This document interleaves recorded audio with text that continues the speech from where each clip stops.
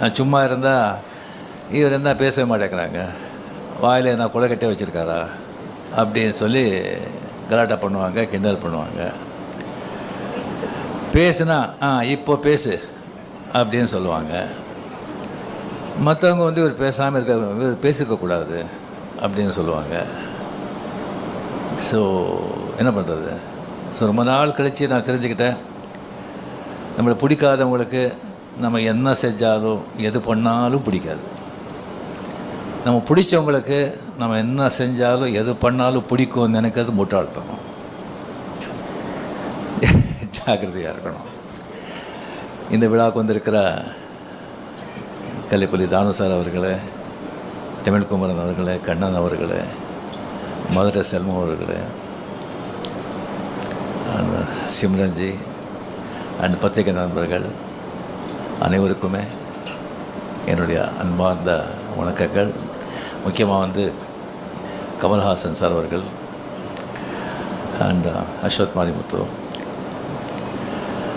Kamal sir வந்து இப்போ சொன்னாங்க வந்து இந்த ஆஃபீஸ் ஓப்பனிங் அப்போவே வந்து டெரஸில் வந்துட்டு, ரஜினி இப்போ ஆஃபீஸ் பெருசாக ஸ்டார்ட் பண்ணிவிட்டேன், இந்த ராஜ்கமலுக்கு ஒரு படம் பண்ணணும் அப்படின்னு. சரி அப்படின்னு சொல்லி அதுக்கப்புறம் அவரும் பிஸி ஆகிட்டார், நானும் வந்து நான் பிஸி ஆகிட்டேன். ஸோ அதுக்கப்புறம் வந்து ஒரு சீரியஸாக சிவாஜிக்கு அப்புறமா வந்து பேசுகிற மாதிரி இருந்தது. அதுக்கப்புறம் ஒரு வாட்டி லாஸ்ட்டு வரும்போது அவர் டோன்லேயே கொஞ்சம் இதாக இருந்தது, படம் பண்ணணும் அப்படின்னு. சரி சார் நம்ம பண்ணலாம் அப்படின்னு சொல்லிட்டு, இது வந்து டைரக்டர் வந்து ஆக்சுவலாக பார்த்திங்கன்னா அஸ்வத் மாரிமுத்து வந்து இது 4வது டைரக்டர். ஃபஸ்ட்டு நம்ம பண்ணும்போது ரவிக்குமார் ஃபிக்ஸ் பண்ணியிருந்தோம். சரி அது வந்து சரியாக திஸ்டிங் வரலன்னு சொல்லி அப்படியே வந்து இதாகிடுச்சு. அதுக்கப்புறம் நம்ம சுந்தர் சி சாருக்கு வந்து வேறு ஒரு படம் இருந்தது, கொஞ்சம் டிலே ஆகிட்ட மாதிரி இருந்தது. அதனால் நம்ம இது வந்து நான் விலகிக்கிறேன் சார், நம்ம அப்புறம் பண்ணிக்கலாம் அப்படின்னு சொல்லி இதாச்சு.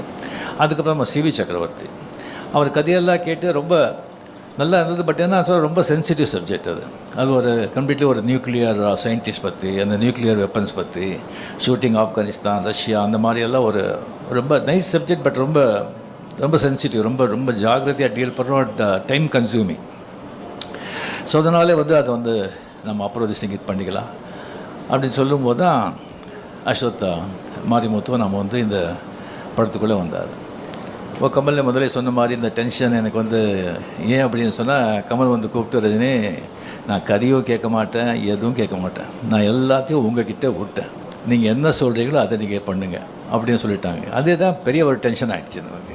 ஃபுல் ரெஸ்பான்சிபிலிட்டி நம்ம போட்ட பிறகு அவ்வளோ பெரிய ஒரு ஜாம்பவான் சொன்ன பிறகு தான் எனக்கு வந்து அதுக்கப்புறம் வந்து அவர்கிட்ட நான் சொன்னேன், இல்லை கமல் சார் இந்த கதையெல்லாம் வேண்டாம், எல்லாம் நம்ம தலையில் கட்டிடாதீங்க, நீங்கள் கதையை கேட்டு நீங்கள் ஓகேன்னு சொன்ன பிறகு தான் நான் வந்து ஃபோர்ஸ் பண்ணி அந்த கதையை கேட்டார். ஸோ கதை கேட்டு நல்லா இருக்குது அப்படின்னு சொல்லி இந்த படத்தை வந்து நம்ம வந்து இது பண்ணியிருக்கோம். டெஃபினட்டாக நம்ம என்ன சொல்லி என்ன பண்ணால் கூட அஸ்வத் மாரிமுத்து மேலே வந்து பெரிய ஒரு ரெஸ்பான்சிபிலிட்டி இருக்குது. அதுக்காக எல்லாமே வந்து உங்கள் தலைமையில் நம்ம போட்டுட மாட்டோம். 100% நம்ம எல்லாம் சேர்ந்து it's a group work, it's a combined work, it's a team work. எல்லாமே சேர்ந்து நம்ம வந்து ஓன்லி சக்ஸஸ்